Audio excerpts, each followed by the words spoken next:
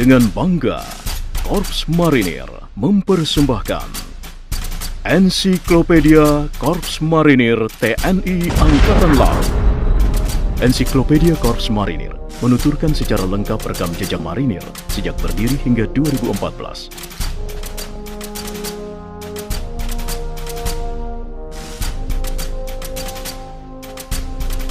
Buku ini diterbitkan atas prakarsa Komandan Korps Marinir, Mayor Jenderal TNI Marinir Ahmad Farid Washington, dengan dukungan tim penulis dari Korps Marinir dan penerbit Lentera Abadi. Buku ini terdiri atas 9 jilid. Jilid 1, Selayang Pandang. Materi pokok terbagi dalam 8 bagian, merupakan pengantar awal untuk memahami marinir, mulai dari istilah munculnya nama marinir, akar sejarah marinir, hingga ulasan mengenai hakikat marinir di Indonesia.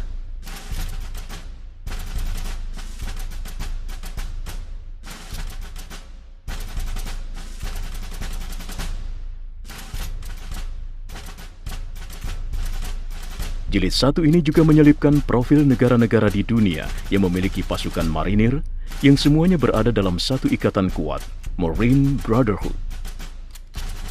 Pada bagian lain, juga menceritakan tentang sarang penggodokan para marinir di pusat-pusat latihan tempur yang dimiliki marinir dan pengenalan brevet marinir.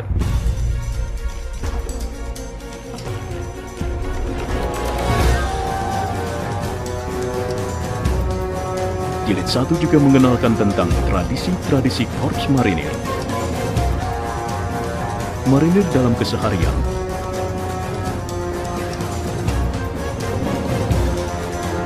marinir dalam sebuah operasi pendaratan, gelar kekuatan Korps Marinir, dan warga kehormatan. Jilid 2, Korps Marinir TNI Angkatan Laut, periode 1945-1950. Korps Marinir lahir bersama rakyat dan berjuang seiring dengan tumbuhnya negara. Jauh hari sebelum kemerdekaan Indonesia dikumandangkan, para marinir bahu-membahu bersama rakyat sebagai ibu kandungnya mengusir penjajah dari bumi Indonesia. Demikian pula pasca kemerdekaan Indonesia 17 Agustus 1945 hingga 1950, para marinir tak pernah absen dalam perjuangan mempertahankan kemerdekaan. Jilid 2 ini diawali dengan kisah perjuangan para marinir dalam pertempuran 5 hari di Semarang dan hijrahnya mereka ke Demak dan menerobos ke Tegal sebagai basis perjuangan mereka. Di kota yang menjadi pangkalan 4 ALRI ini pula, sebutan Korps Mariniers mulai muncul. Bahkan kelahiran Korps Marinir pada 15 November 1945 akhirnya dijadikan Hari Lahir Korps Marinir TNI Angkatan Laut. Jilid 3, Korps Marinir TNI Angkatan Laut, periode 1951-1960. Di jilid 3 ini, dideskripsikan secara lengkap dan objektif ragam operasi keamanan yang telah dilaksanakan Korps Marinir untuk periode 1951-1960. Palagan operasi diawali dari Makassar dengan digelarnya Operasi Aman di Komando Daerah Maritim Makassar untuk menumpas gerombolan Andi Aziz dan DITII Kahar Muzakar, dan dari Pantai Indramayu, Jawa Barat, di mana prajurit KKO Angkatan Laut yang tergabung dalam Operasi Indra untuk pertama kalinya menggelar pendaratan amfibi. Berikutnya diceritakan secara lengkap Operasi Tegas, Operasi 17 Agustus, Operasi Mega, Operasi Nuri di Manado, Operasi Kurusetra, Operasi Gondomono, dan juga kisah keterlibatan prajurit KKO Angkatan Laut dalam Operasi Perdamaian Dunia di Kongo. Jilid 4, Korps Marinir TNI Angkatan Laut periode 1961-1970. Pada bagian lain, Jilid 2 ini juga menceritakan tugas-tugas operasi keamanan periode 1961-1971, mulai dari Operasi Alugoro 1 Aceh, Operasi Tumpas, Tri Komando Rakyat, Dwi Komando Rakyat, Operasi Jaya Sakti, dan Operasi Pontian. Di sela-sela bagian ini diceritakan kisah-kisah menarik seperti pertempuran Kalabakan, peristiwa kapal Sri Selangor, dan kisah kepahlawanan Usman dan Harun.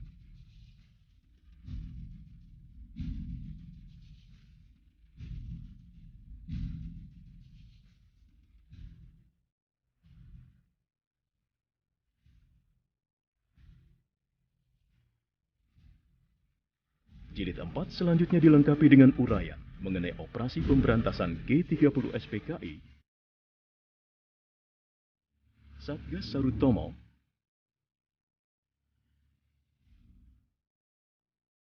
Jilid 5, Korps Marinir TNI Angkatan Laut periode 1971-1980. Pada periode ini, perkembangan organisasi KKO Angkatan Laut terus mengalami perubahan, dan tercatat peristiwa penting, yakni diubahnya nama Korps Komando Angkatan Laut menjadi Korps Marinir pada tanggal 15 November 1975, bertepatan dengan hari ulang tahun ke-30 Korps Marinir. Pada bagian lain dari jilid 5 dikisahkan tentang operasi-operasi keamanan dalam negeri yang terjadi pada periode 1971-1980, pengamanan peristiwa Malari, serta diakhiri dengan kisah operasi Seroja di Timor Timur. Dalam penugasan operasi di kawasan Timor Timur ini, terekam sederetan kisah menarik dan heroik para marinir, seperti gugurnya sang penerbang marinir, Mayor Marinir Anumerta Sugeng Harjo Taruno. Jilid 5 ini selanjutnya ditutup dengan gambaran tugas internasional prajurit Korps Marinir yang tergabung dalam pasukan perdamaian dunia di Vietnam, Timur Tengah, dan Namibia.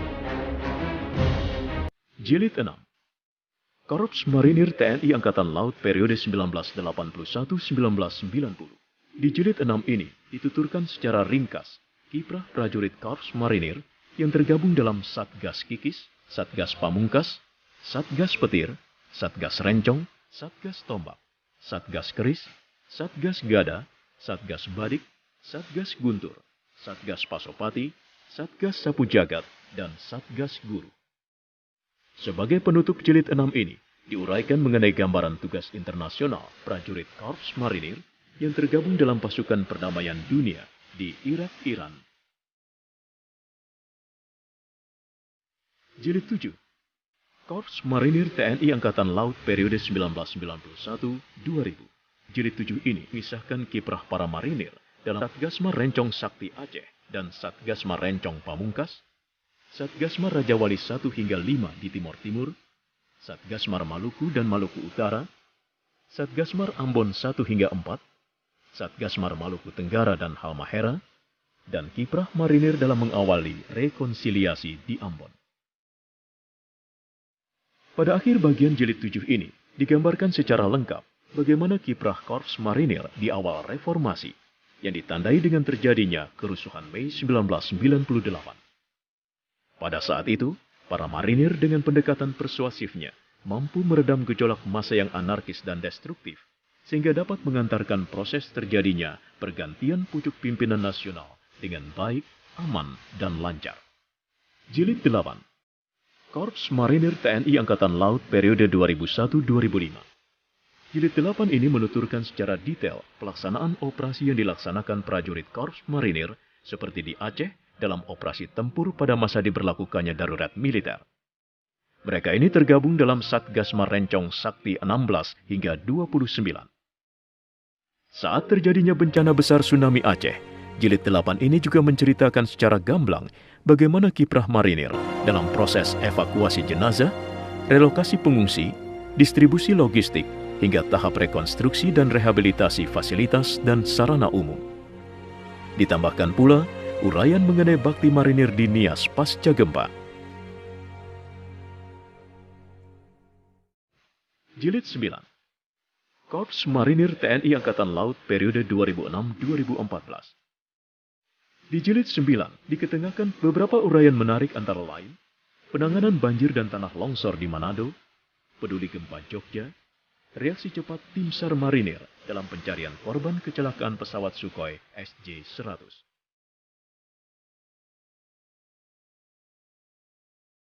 Ini dikisahkan pula tentang penugasan Korps Marinir dalam menjaga 12 pulau terluar serta pelajaran berharga bagi marinir dari peristiwa Alas Tlogo.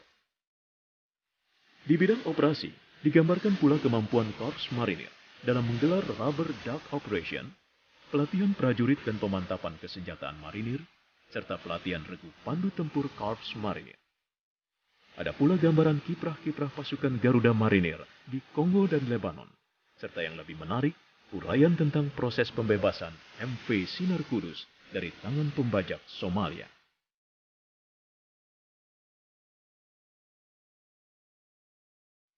Jilid 9 ini ditutup dengan opini-opini seputar marinir, membangun citra prajurit yang dicintai rakyat, serta profil marinir masa depan, dengan sebuah penutup berupa artikel tentang tantangan marinir di bumi pesisir. Jalesu Bumiyamca Jayamahe.